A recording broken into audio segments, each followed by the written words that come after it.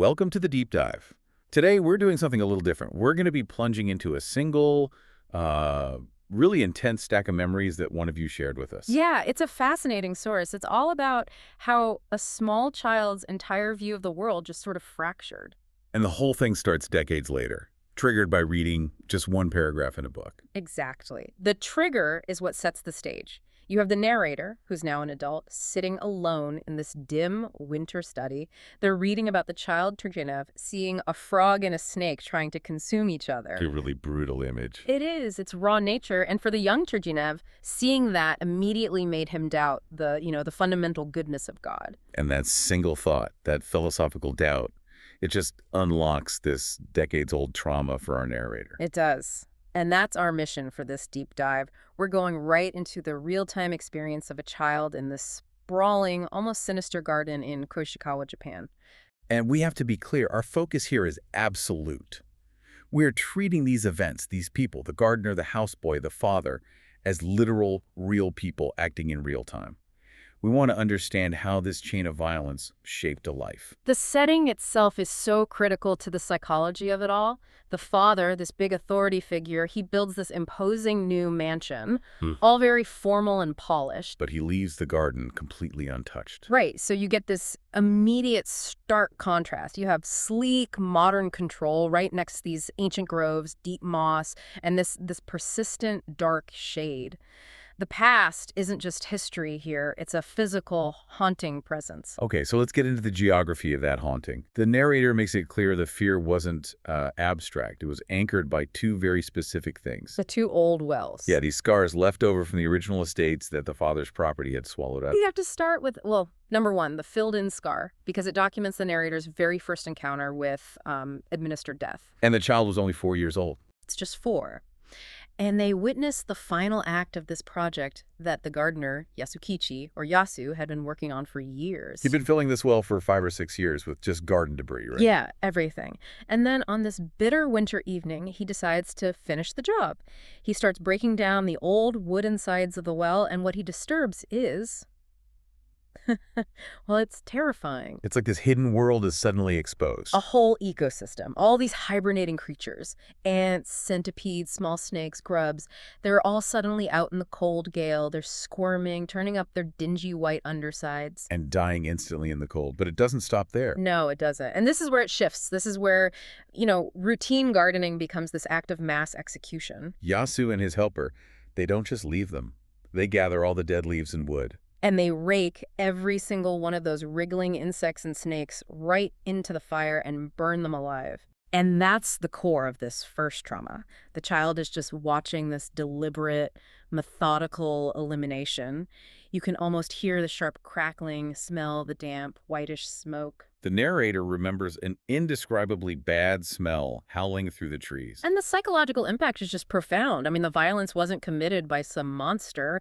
It was the gardener, Yasu, a person of, domestic authority, just doing what he saw as necessary work. And the horror gets literally embedded into the land itself. After it's all leveled, the narrator says that after heavy rains, the ground above that well would just sink a foot or two. A physical manifestation of the buried horror. Yeah, and it was roped off.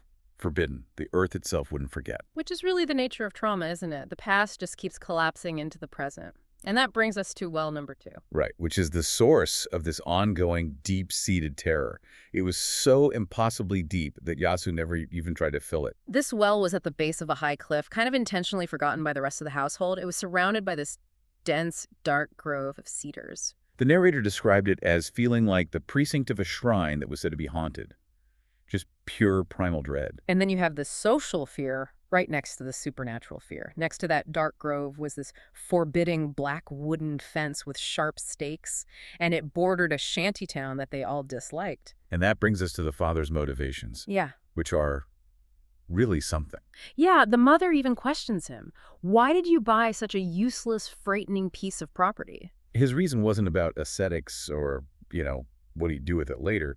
It was purely about control. Exactly. He bought the land just to prevent a slum from rising up and spoiling his view. His control is aggressive boundary maintenance. He's fundamentally less scared of the ancient dread of the garden, the howling trees, the haunted grove, than he is of, modern social disorder. And the narrator even says the father's own formal, angular face was sometimes more alarming than the garden itself. That tells you everything you need to know about the father's cold, managed authority.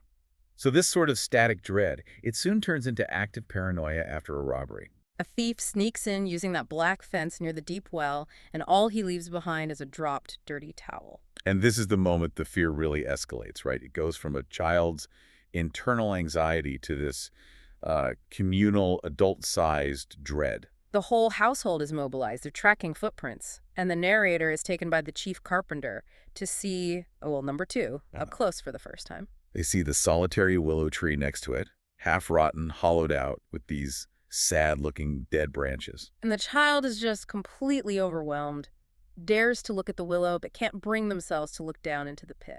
And you have to connect this domestic fear to what's happening outside, in the wider world. We hear these stories from the servants about the aftermath of the Satsuma Rebellion. A world full of conspirators and assassins. Yeah, and bloodthirsty cruelty lurking just beyond the walls. The collective dread becomes physical. It becomes the fear that someone might just thrust a sword up through the tatami mat from under the veranda. It's this immediate threat born from societal violence. Which then justifies the next layer of control. Hiring a nightly watchman, and his wooden clapper just sounds loudly through the sleeping house. It's meant to be reassuring, but really it's just this constant, chilling reminder that danger is always near. And the child just completely internalizes all of this dread. They notice that night always seems to come earliest right there, at the base of the cliff by the deep well. Which leads to this terrifying, very sophisticated thought for a child. Was the darkness not just falling from the sky, but actually welling up from the bottomless depth of that well? That image, it's a perfect metaphor for how fear spreads in the mind, isn't it? It rises, it doesn't just descend. And the father, he recognizes the power of this fear, and he just weaponizes it. It becomes his ultimate disciplinary tool. The final threat for any disobedience is, drive me out of the house and tie me up to the willow tree by the well. That one sentence just encapsulates the father's whole method. And that brings us to the catalyst for the story's climax, the fox. The father, who's a government official, gets a new obsession. He moves on from horsemanship to archery. He's this man of, relentless self-discipline. He's out there every morning by that deep well, shooting at a target halfway up the cliff. And it's during this routine, standing there with one shoulder bare, bow in hand, that he sees it, and he shouts, "Tazaki! Tazaki, there's a fox in the garden!" And here we meet Tazaki. He's crucial to what happens next. He's the student houseboy, 16 or 17 years old, imposing physique, destined for a military career. Very arrogant, always using these overblown classical phrases. He represents this specific, aggressive new form of masculinity, the perfect agent for the father's orders. And this immediately kicks off a conflict between the household's different moral centers. The father leaves and tells Tazaki to deal with the fox. Then the mother, who sort of represents kindness and nurture, she warns him the fox might bite. Tazaki's response is just pure bravado. Are you suggesting that I'm not a match for a fox? I'll beat it to death? But the tension gets deeper with the cook, Oetsu. She's from the country, and she's steeped in this ancient dread. She warns Tazaki that killing the fox god will bring bad luck. And Tazaki dismisses her even more harshly. He says it's not for a rice cook to question the master's orders.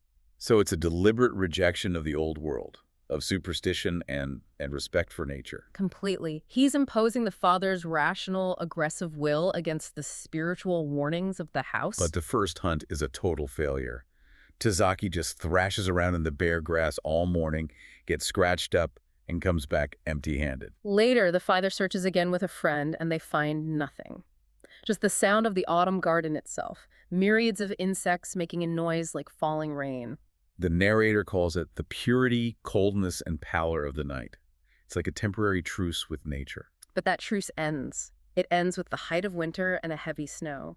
The fox comes back, drawn by hunger, and this time it leaves a clear track that seals its fate. The narrator runs weeping to the back door, clings to the mother, who explains, gently but chillingly, the fox has come back. He's eaten one of Moon-chan's favorite chickens. And the loss of a pet.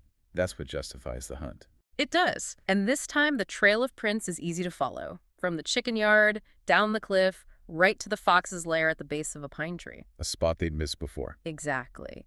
And the trackers, the father, Tazaki, Kisuke the rickshaw man, and fireman Siguro, they just raise this cry of triumph. They know the kill is close.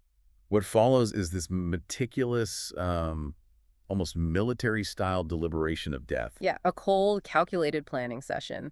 They discard Kisuke's idea of using red pepper and Tazaki's idea of a snare after Siguro, the fireman, points out the problem. Foxes usually have more than one hole, Right, if they only block the entrance, it'll just escape out another way. so the plan is settled. Smoking it out with sulfur, it's basically chemical warfare against a single animal.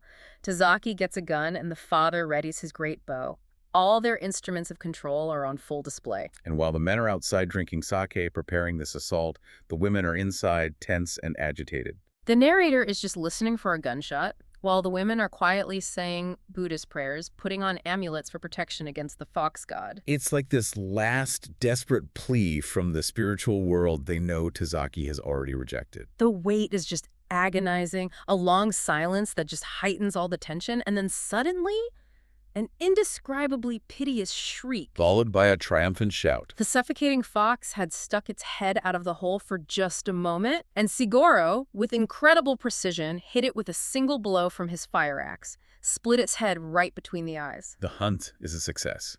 And then comes the procession, carrying the dead fox up the cliff. The portly father, then Tazaki and Kisuke shouldering the pole from which the fox is dangling. Tazaki, just, intoxicated by his own success, he walks right toward the child. And this moment of victory is where the memory just cuts the deepest. He shoves the dead, limp animal right under the child's nose and delivers his boastful classical line.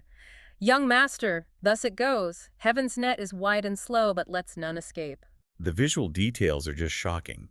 The axe-cleft skull, muddy drops of blood dripping from the fangs onto the snow. The child just hides their face behind the mother's soft sleeve, recognizing not victory, but just raw, repulsive aggression. But the story doesn't end there. The immediate aftermath is a huge celebration, a great sake banquet. And here is the final, baffling paradox that just breaks the child's logic. Because of the snow, the fish dealer can't make it. So to celebrate, the family decides to slaughter 2 of their own chickens. This is the critical moment of insight.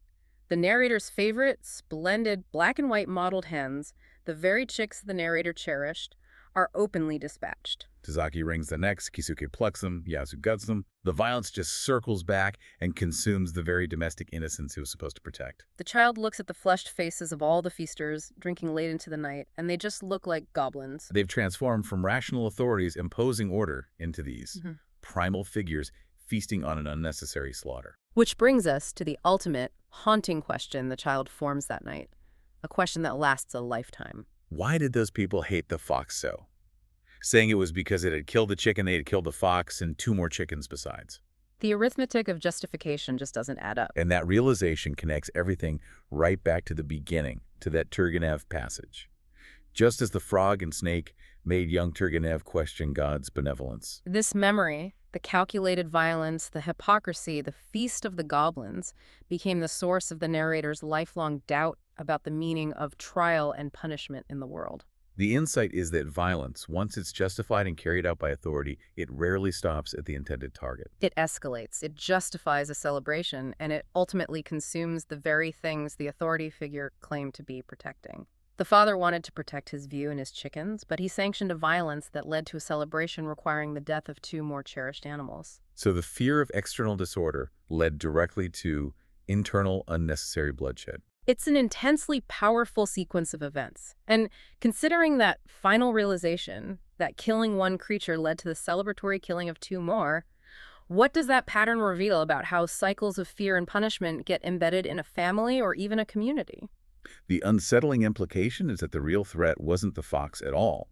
It was the authority, driven by paranoia and control, that used the fox as a catalyst to validate this destructive celebratory instinct. And that leaves you with the question, where does the line blur for any of us between unnecessary action against a perceived threat and a self-serving unnecessary slaughter? A truly unsettling deep dive into memory and the calculus of control.